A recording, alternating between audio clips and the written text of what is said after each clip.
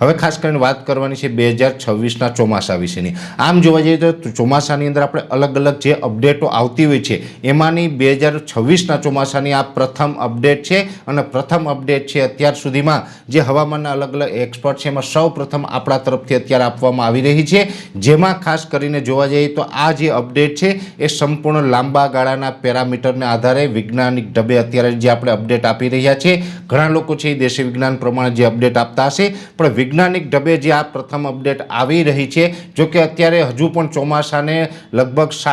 5.5 મહિના જેવો સમય બાકી છે। 5 થી 5.5 મહિનાની જ્યારે વાર હોય ત્યારે આપણે અપડેટ આવતા હોય, એમાં ઘણી વખત પછી ફેરફાર થઈ શકતા હોય છે, પણ એક પાકું છે કે ફેરફાર થાય તો પણ એમાં નોર્મલ ફેરફાર હોય, બહુ મોટા બદલાવ ન હોય। એટલે અત્યારે જે સમાચાર હું આપી રહ્યો છું એ આપણા માટે શુભ સમાચાર ગણી શકાય, ખૂબ સારા સમાચાર મારી દ્રષ્ટિએ હું આને ગણી રહ્યો છું કે 2026નું ચોમાસું છે તે સારું થવાનું છે અને ચોમાસાની શરૂઆત છે એ સમયસર અથવા તો સમય કરતાં 4 થી 5 દિવસ વહેલી થઈ શકે છે।